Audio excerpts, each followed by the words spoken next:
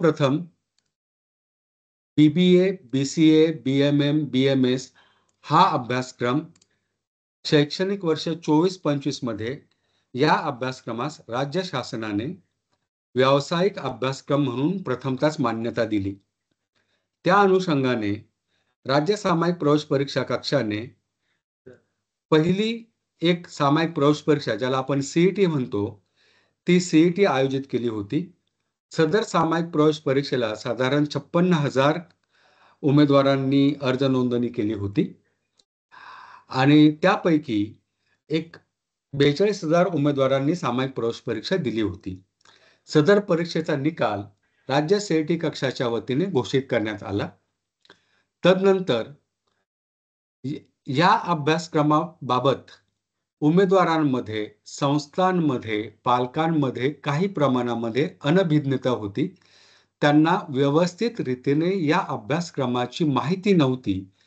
म्हणून राज्य सामायिक प्रवेश परीक्षा कक्षाकडे ज्या उमेदवारांना प्रथमतः CETला बसण्याची संधी मिळाली नाही अशा उमेदवारांकडून काही विनंती अर्ज, निवेदने या कक्षाकडे प्राप्त झाली.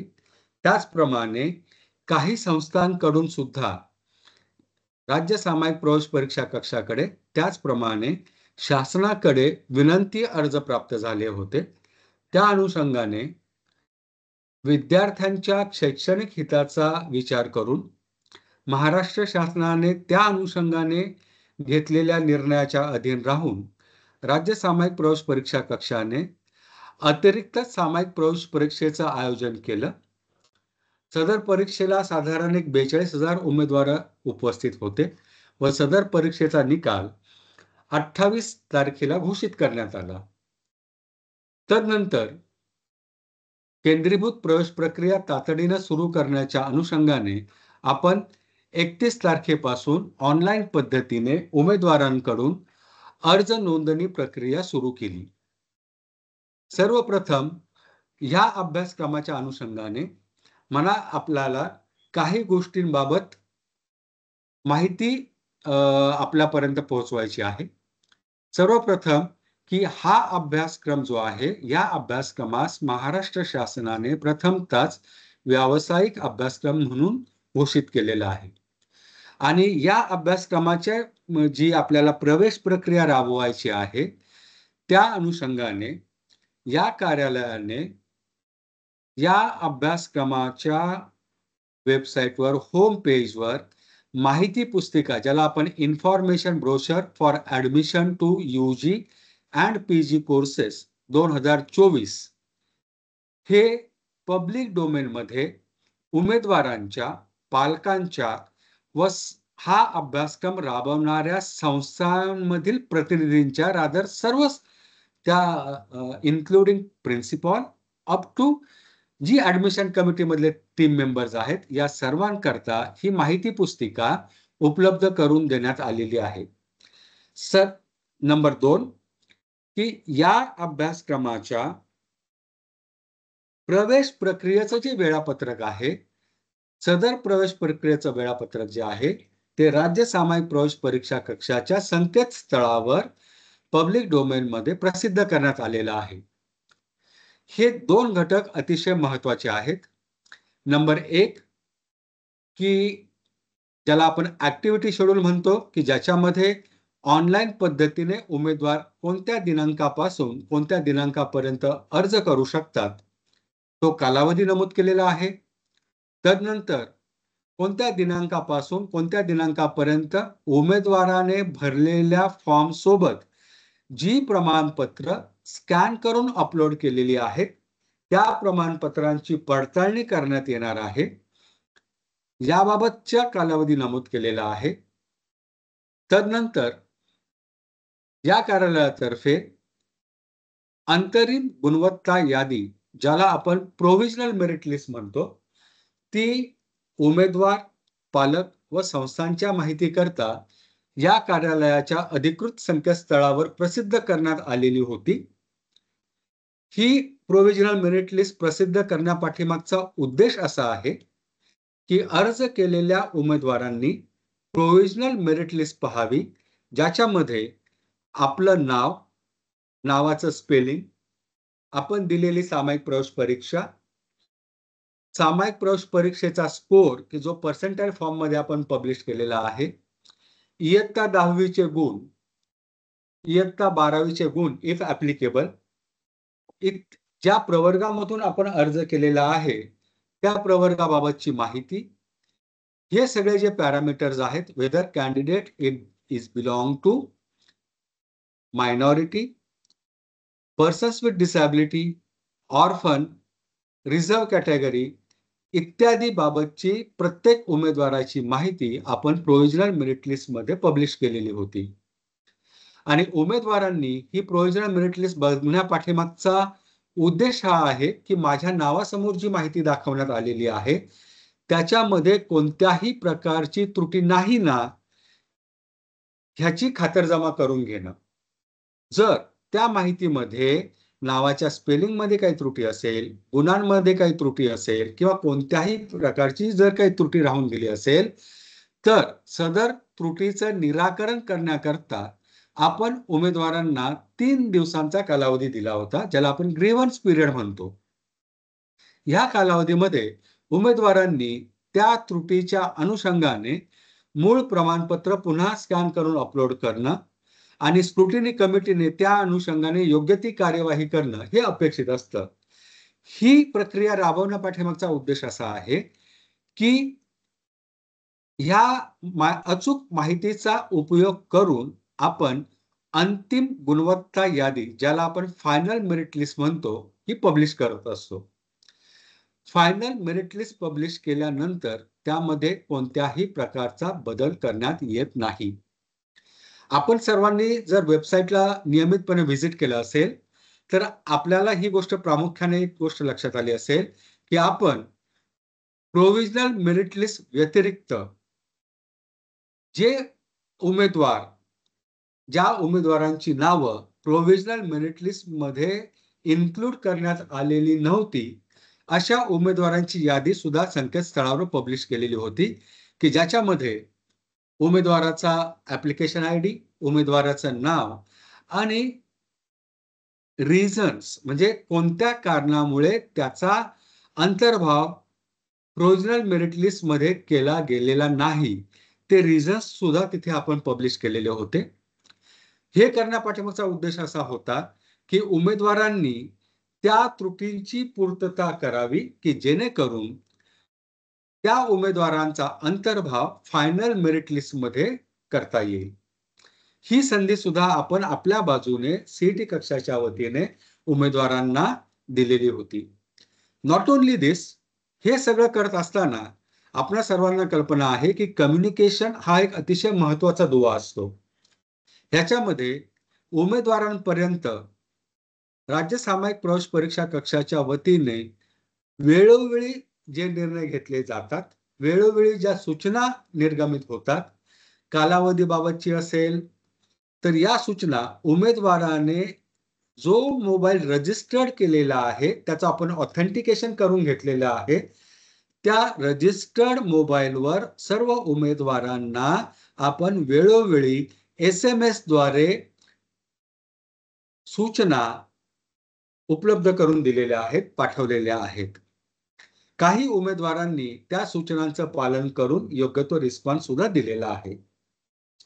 तदनंतर आपण काय केलेलं आहे की ग्रीव्हन्स पिरियड संपल्यानंतर अंतिम गुणवत्ता यादी म्हणजेच फायनल मेरिट लिस्ट या कार्यालयाच्या संकेतस्थळावर प्रसिद्ध केलेली आहे. त्याच दिवशी जर आपण पाहिलं असेल तर या कार्यालयाच्या वतीने ज्या संस्था केंद्रीभूत प्रवेश प्रक्रियेमध्ये सहभागी झालेल्या आहेत अशा संस्थांची माहिती, ज्याला आपण सीट मॅट्रिक्स म्हणतो, institute wise provisional seat matrix, हे संस्थानिहाय या कार्यालयाच्या संकेतस्थळावर प्रसिद्ध केलेलं आहे की ज्याच्यामध्ये संस्थेचं नाव, संस्थेचा कोड, संस्थेचं स्टेटस, जसं संस्था शासकीय आहे, शासन अनुदानित आहे, विना अनुदानित आहे इत्यादी.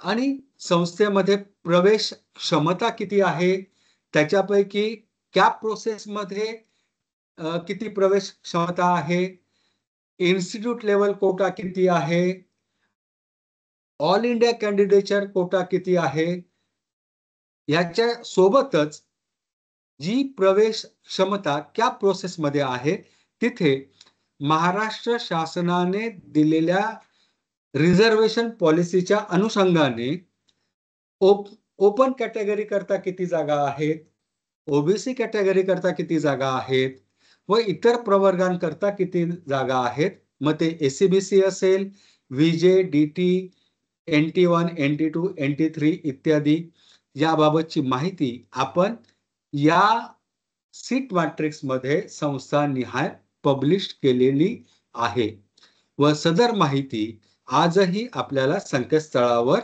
उपलब्ध दिसून येईल. तदनंतर आपण उमेदवारांकडून ऑप्शन फॉर्म भरून घेण्याची प्रक्रिया सुरू केलेली आहे. ऑप्शन फॉर्मला मराठीमध्ये विकल्प अर्ज असं म्हणतात. उमेदवार कमीत कमी एक पर्याय व जास्तीत जास्त 300 पर्याय या ऑप्शन फॉर्म मध्ये भरू शकतो. ह्याच्यामध्ये उमेदवाराला महाराष्ट्रामध्ये सदर अभ्यासक्रमांकरता ज्या संस्थांनी केंद्रीभूत प्रवेश प्रक्रियेमध्ये इन्क्लूड झालेल्या आहेत, त्याची सर्व माहिती ऑप्शन भरताना युनिव्हर्सिटी वाईज, डिस्ट्रिक्ट वाईज वगैरे उमेदवारांच्या माहितीकरता उपलब्ध करून देण्यात आलेली होती. त्या अनुषंगाने आतापर्यंत सर्वसाधारणपणे एक 38,700 उमेदवारांनी आपले विकल्प अर्ज BBA व BCA या अभ्यासक्रमांकरता व्यवस्थित रीतीने भरलेले आहेत. हा झाला एक भाग. आता दुसरी जी महत्वाची ऍक्टिव्हिटी आहे ती ऍक्टिव्हिटी म्हणजे माहिती पुस्तिका, ज्याला आपण information brochure for admission to UG and PG courses 2024-25 असं म्हणतो. ह्या माहिती पुस्तिकेचं आपण सर्वांनी सर्वप्रथम एक फिजिकल कॉपी आपल्या संस्थेमध्ये डाउनलोड केलेल्याची प्रिंट काढून त्याचं सखोल वाचन करणं अतिशय गरजेचं आहे. कारण या प्रवेश प्रक्रियेमध्ये या गोष्टीची मला जाणीव आहे की आपण सर्व संस्था पहिल्यांदाच सहभागी होत आहात.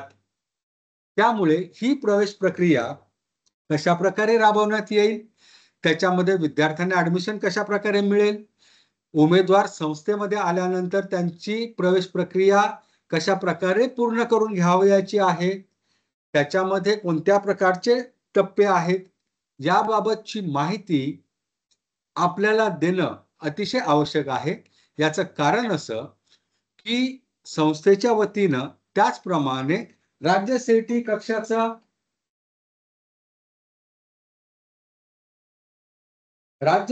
कक्षाचा सुद्धा उमेदवार हाच केंद्रबिंदू आहे आणि उमेदवाराला केंद्रबिंदू मानून त्यांना ही प्रवेश प्रक्रिया सोपी कशी होईल, कोणत्याही प्रकारच्या अडचणी त्यांना येणार नाहीत, त्यांना संस्थेमधून योग्य रीतीने मार्गदर्शन मिळेल, याकरता माहिती पुस्तिकेचं सखोल वाचन होणं अतिशय गरजेचं आहे. त्या अनुषंगाने या प्रवेश प्रक्रियेमध्ये सहभागी झालेल्या संस्थांचे जे प्राचार्य आहेत, त्याचप्रमाणे ऍडमिशन प्रक्रिया राबवण्याकरता जी टीम संस्थेमध्ये क्रिएट केली गेलेली आहे, त्याचे जे कोऑर्डिनेटर आहेत, त्या सर्वांना मी अपील करेल, विनंती करेल की त्यांनी ही माहिती पुस्तिका डाउनलोड करावी, त्याचं सखोल वाचन करावं की ज्याच्यामध्ये या अभ्यासक्रमाचे पात्रता विषयक निकष काय आहेत, शासनाच्या रिझर्वेशन पॉलिसी काय आहेत, प्रवेश प्रक्रियेचे नियम कशा प्रकारे देण्यात आलेले आहेत, केंद्रीभूत प्रवेश प्रक्रियेच्या किती फेऱ्या राबवण्यात येणार आहेत, याबाबतची माहिती दिलेली आहे. उमेदवारांना कोणत्या प्रकारचे प्रमाणपत्र जर उमेदवार ओपन कॅटेगरी मधून अर्ज करत असेल किंवा राखीव प्रवर्गामधून अर्ज करत असेल तर त्यांना सर्वसाधारणपणे कोणत्या प्रकारची प्रमाणपत्रे स्कॅन करून अपलोड केलेली आहेत की जी आपल्याला उमेदवार जेव्हा आपल्या संस्थेमध्ये प्रवेश निश्चित करण्याकरता येणार आहे त्यावेळेला त्या उमेदवारांकडून मूळ प्रमाणपत्रे पाहून उमेदवाराने स्कॅन करून अपलोड केलेल्या प्रमाणपत्रांच्या अनुषंगाने सर्व मूळ प्रमाणपत्रांची पडताळणी करावयाची आहे. त्याच्यामध्ये काही त्रुटी असल्यास उमेदवारांना योग्य रीतीने मार्गदर्शन करावयाचं आहे की जेणेकरून उमेदवारांना संस्थेकडून योग्य रीतीने माहिती पोहोचवण्यास मदत होईल आणि उमेदवारांना प्रवेश प्रक्रियेमध्ये राहण्याच्या दृष्टीने योग्य ते मार्गदर्शन मिळेल. या दृष्टीने आपल्याला माहिती पुस्तिकेचं सखोल वाचन करणं, आपल्या टीम मध्ये जे सभासद आहेत, जे टीम मेंबर्स आहेत त्यांना सुद्धा या प्रक्रियेबाबतची माहिती देणं हे त्या कोऑर्डिनेटरची नैतिक जबाबदारी आहे आणि त्या दृष्टीने या माहिती पुस्तिकेचं वाचन होणं अतिशय आवश्यक आहे. आता आपण फायनल मेरिट लिस्ट पब्लिश केली. उमेदवारांकडून ऑप्शन फॉर्म भरून घेतलेले आहेत. याच्यानंतरची जी ऍक्टिव्हिटी आहे की जसं उमेदवारांना त्यांच्या गुणवत्तेनुसार, प्रवेश प्रक्रियेच्या नियमानुसार जागा वाटप केलं जाईल. उमेदवारांच्या लॉग इन मध्ये त्याला अलॉटमेंट लेटर उपलब्ध करून देण्यात येत असतं. उमेदवारासमोर विविध पर्याय असतात. त्याबाबतची जी माहिती आहे ते आमचे एक्सपर्ट्स आपल्याला ह्या कार्यशाळेमध्ये त्याची माहिती करून देतीलच. पण जसं मी मगाशी म्हटलं की उमेदवार हा संस्थेचा, त्याचप्रमाणे राज्य सामायिक प्रवेश परीक्षा कक्षाच्या वतीनं प्रवेश प्रक्रियेत सहभागी होणारा हा जो उमेदवार आहे हा उमेदवार आपला केंद्रबिंदू आहे. त्यामुळे आपली प्रक्रिया स्टुडंट सेंट्रिक, कॅन्डिडेट सेंट्रिक असणं अतिशय महत्वाचं आहे की ज्याच्यामुळे ही प्रवेश प्रक्रिया आपल्या मदतीने सोप्या पद्धतीने कमीत कमी हर्डल्सचा सामना करता सुसह्य रीतीने पार पडेल. या अनुषंगाने आपण एकत्रितरित्या प्रयत्न करणार आहोत. माझी ही धारणा आहे की एकाच नाण्याला दोन बाजू असतात. एका बाजूला राज्य सामायिक प्रवेश परीक्षा कक्ष, दुसऱ्या बाजूला राज्य सामायिक प्रवेश परीक्षा कक्षाच्या वतीने केंद्रीभूत प्रवेश प्रक्रियेमध्ये भाग घेणाऱ्या संस्था आणि या दोघांचा केंद्रबिंदू हा प्रवेश प्रक्रियेत सहभागी झालेला उमेदवार आहे. त्यामुळे आपण दोघांनीही मिळून ही प्रवेश प्रक्रिया सोप्या पद्धतीने कशी होईल, सुसह्य कशी होईल याबाबत आपला कायम प्रयत्न असणार आहे. आणि याकरता जे वेगवेगळे मॉड्यूल्स आपण निर्माण केलेले आहेत, उमेदवार जेव्हा आपल्या संस्थेमध्ये येईल त्यावेळेला आपल्या संस्थेमध्ये कोणत्या प्रकारची माहिती ऑनलाईन पद्धतीने आपल्या संस्थेच्या लॉग इन मध्ये उपलब्ध करून दिलेली असेल, आपल्या संस्थेच्या लॉग इन मध्ये लेफ्ट हँड साइडला कोणत्या प्रकारच्या लिंक्स उपलब्ध करून दिलेल्या आहेत, प्रत्येक लिंकवर क्लिक केल्यानंतर स्क्रीनवर कोणत्या प्रकारची माहिती येते, तिथे आपल्याला कशा प्रकारे रिस्पॉन्स द्यावायचा आहे याबाबतचं डिटेल वर्कशॉप ट्रेनिंग ह्याच्यानंतर आपण कंटिन्यू करणार आहोत. तर मला खात्री आहे की आपल्या सर्वांच्या मदतीने आपण ही प्रक्रिया अतिशय सुरळीत रीतीने पार पाडण्याचा प्रयत्न करू आणि या अनुषंगाने आपल्याला येणाऱ्या कमीत कमी अडचणी येतील व आलेल्या अडचणींचं योग्य वेळेत निराकरण केलं जाईल त्या दृष्टीने प्रयत्न केला जाईल. त्याकरता एक वेगळ्या प्रकारची सिस्टम आपण क्रिएट केलेली आहे, त्याबाबतची माहिती सुद्धा आपल्याला देण्यात येईल. यानंतर मी राज्य सामायिक प्रवेश परीक्षा कक्षाचे माझे सहकारी श्री भालेराव सर यांना विनंती करेल की त्यांनी या अनुषंगाने आपलं मत व्यक्त करावं. Bhalerao sir please. Thank you sir. सर्वांचं मनपूर्वक स्वागत करतो. आणि आपल्या मान्यतेने मी यांना मार्गदर्शन करतो. सर्वप्रथम पहिल्यांदाच ही प्रवेश प्रक्रिया राबवली जाणार असल्यामुळे लॉग इन आयडी आणि पासवर्ड काय असतील याच्याबद्दल सांगतो. आपल्याला इंटेक अप्रूव्हलसाठी जे लॉग इन आयडी आणि पासवर्ड दिलेले आहेत तेच कायम राहतील. तेच वापरून आपल्याला ही प्रवेश प्रक्रिया पूर्ण करायची आहे. सीईटी सेलचं लॉग इन करून. प्रवेश प्रक्रियाच्या कालावधीत पार पडताना काही मिस्टेक्स होऊ शकतात.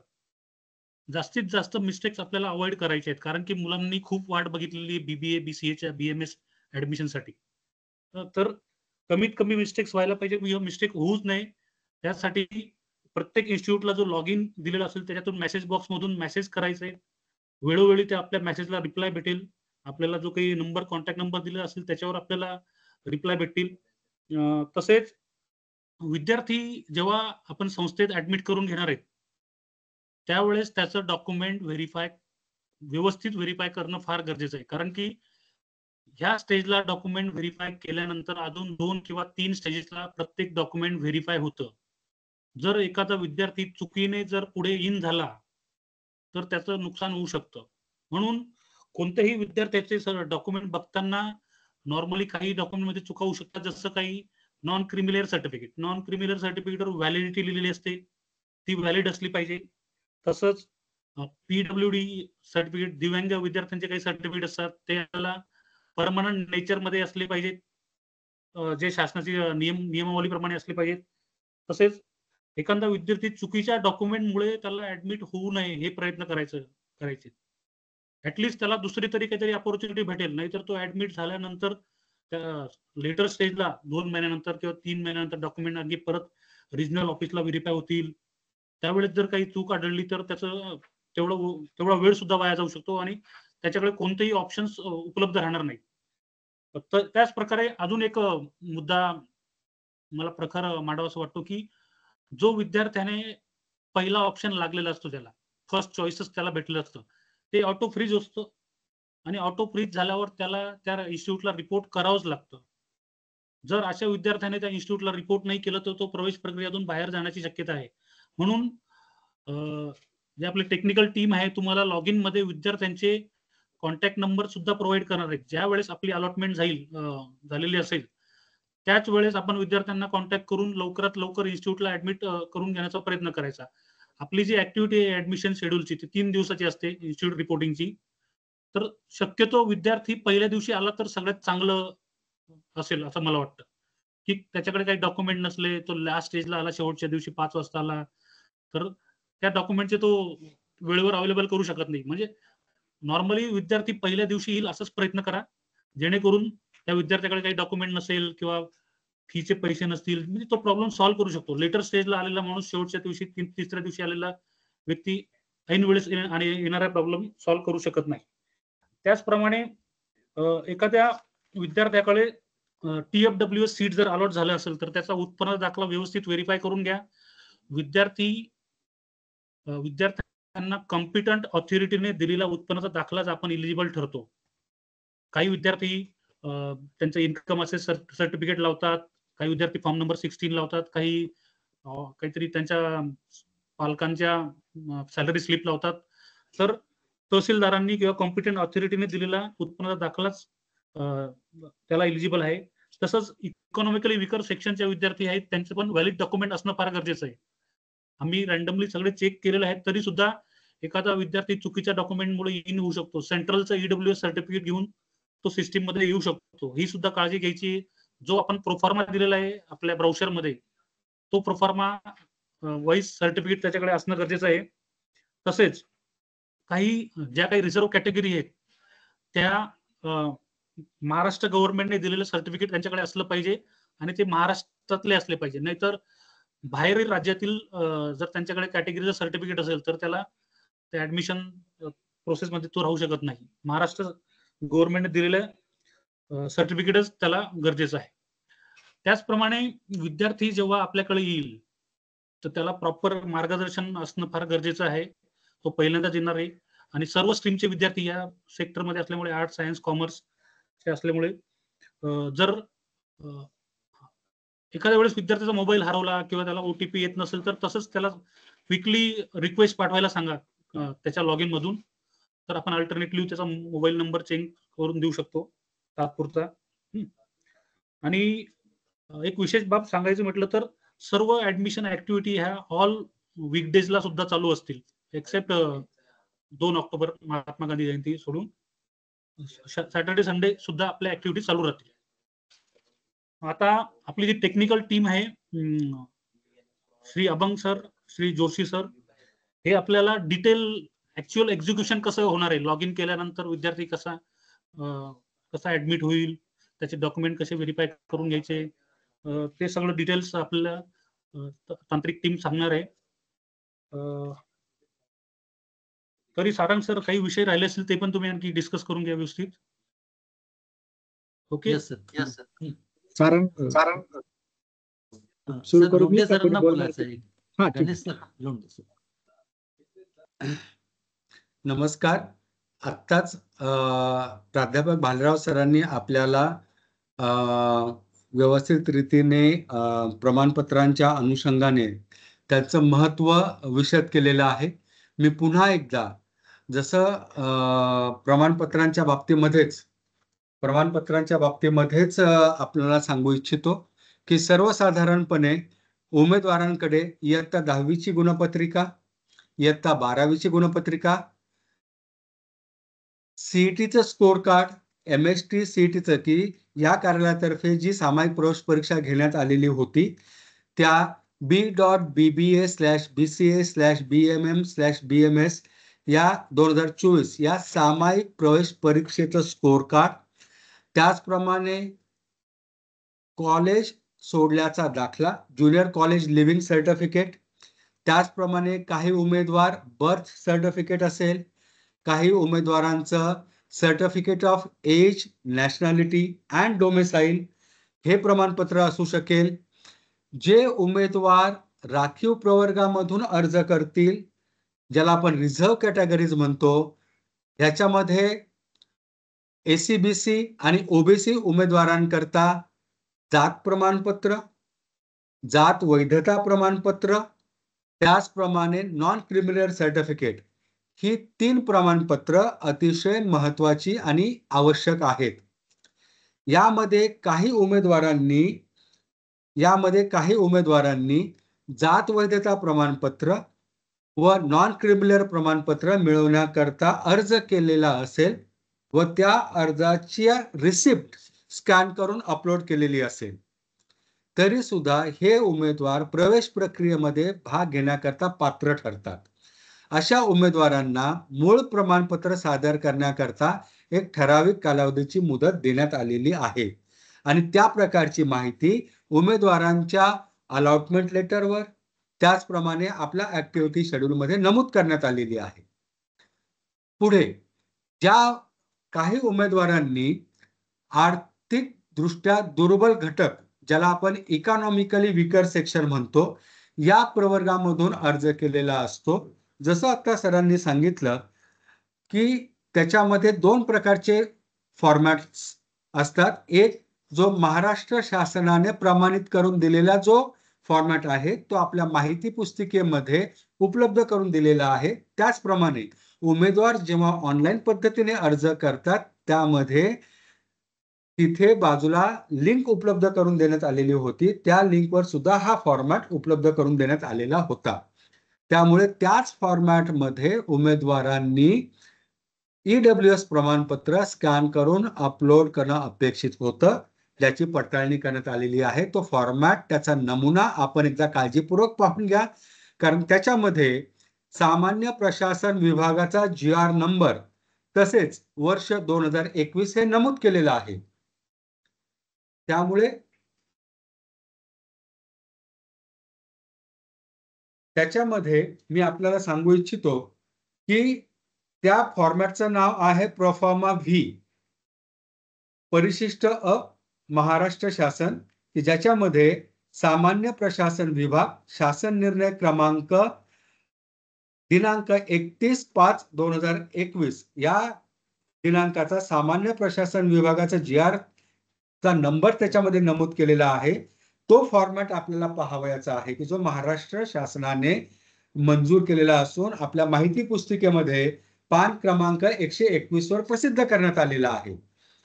त्याचप्रमाणे काही उमेदवार जे आहे ते पर्सन्स विथ डिसॅबिलिटी, ज्याला आपण PWD कॅन्डिडेट्स म्हणतो, तर त्या प्रवर्गा अंतर्गत अर्ज करत असतात की ज्याच्यामध्ये उमेदवारांनी स्वतःच्या दिव्यांगाबाबतचं प्रमाणपत्र स्कॅन करून अपलोड केलेलं असतं. त्या प्रमाणपत्राचा आपण व्यवस्थित रीतीने पडताळणी करावी, कारण माहिती पुस्तिकेचं वाचन केल्यानंतर आपल्या असं लक्षात येईल की याच्यामध्ये जी डिसॅबिलिटी जी मेन्शन केलेली आहे तिचं स्वरूप हे परमनंट इन नेचर असं असावं आणि त्या डिसॅबिलिटीचा पर्सेंटेज जे आहे ते कमीत कमी 40% असायला हवं. या दोन्ही गोष्टी आपल्या माहिती पुस्तिकेमध्ये नमूद केलेल्या आहेत. त्याचप्रमाणे त्या प्रमाणपत्रावर सुद्धा नमूद केलेल्या असतील.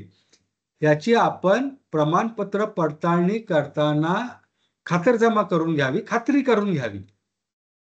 त्याचप्रमाणे काही उमेदवार जे आहेत ते कदाचित ऑर्फन प्रवर्गामधून सुद्धा अर्ज करू इच्छितात. ऑर्फनचा अर्थ अनाथ अशा प्रकारचा आहे. त्या अनुषंगाने माहिती पुस्तिकेमध्ये प्रोफॉर्मा यू ह्याच्यामध्ये अनाथ प्रमाणपत्राचा नमुना पान क्रमांक 120 वर उपलब्ध करून देण्यात आलेला आहे. तो सुद्धा आपण काळजीपूर्वक पाहावयाचा आहे आणि त्या प्रमाणपत्राच्या अनुषंगाने पडताळणी करून पुढे जायचं आहे. जसं या प्रमाणपत्रांच्या बाबतीमध्ये म्हटलं त्याचप्रमाणे काही उमेदवार जे आहेत ते tuition fee waiver scheme TFWS या प्रवर्गाअंतर्गत अर्ज करतील तर अशा उमेदवारांच्या पालकांचा उत्पन्नाचा दाखला किंवा ते जे काही सपोर्टिंग डॉक्युमेंट आहे ते सुद्धा सपोर्टिंग डॉक्युमेंटची पडताळणी, ज्याला आपण इन्कम सर्टिफिकेट म्हणतो, तर त्याची पडताळणी काळजीपूर्वक करणं गरजेचं आहे. याच्या व्यतिरिक्त काही उमेदवार हे मायनॉरिटी प्रवर्गातून अर्ज करतील. त्याच्यामध्ये 2 प्रकारच्या मायनॉरिटी आहेत, ज्याला आपण अल्पसंख्याक उमेदवार म्हणतो. त्याच्यामध्ये 2 प्रकारच्या मायनॉरिटीज आहेत. एक लिंग्विस्टिक मायनॉरिटी आणि दुसरं रिलिजियस मायनॉरिटी. तर ह्या दोन्ही मायनॉरिटीच्या अनुषंगाने उमेदवारांनी जी प्रमाणपत्र स्कॅन करून अपलोड केलेली आहेत ती सुद्धा व्यवस्थित रीतीने म्हणजे CET सेलने आपल्या बाजूने उमेदवाराने स्कॅन करून अपलोड केलेल्या प्रमाणपत्रांची पडताळणी जास्तीत जास्त काटेकोरपणे करण्याचा प्रयत्न केलेला आहेच. पण जेव्हा उमेदवार संस्थेमध्ये प्रवेश निश्चित करण्याकरता येतो त्यावेळेला संस्थेने सुद्धा सर्व मूळ प्रमाणपत्रांची काटेकोरपणे पडताळणी करूनच उमेदवारांना योग्य मार्गदर्शन करून संस्थेत प्रवेश देणं बंधनकारक आहे. त्यामुळे जे अधिकारी, जे टीम मेंबर्स प्रमाणपत्रांची पडताळणी करतील त्यांनी ते अतिशय काळजीपूर्वकपणे करावी असं आवाहन मी राज्य सामायिक प्रवेश परीक्षा कक्षाच्या वतीने आपल्या सर्वांना रिगार्डिंग द डॉक्युमेंट्स करत आहे. यानंतर आपलं तांत्रिक सेशन जे आहे ते सुरू होत आहे. त्या अनुषंगाने मी श्री सारंग जोशी यांना विनंती करतो की त्यांनी पुढचं जे टेक्निकल डेमॉन्स्ट्रेशन आहे ती प्रक्रिया सुरू करावी. धन्यवाद. सारंग स्क्रीन शेअर करू का? हो सर.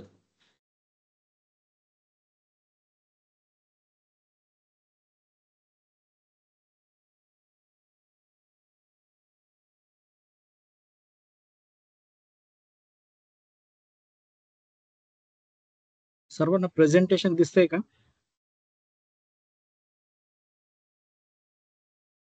सारंग येते स्क्रीन सर. येते ना? ओके.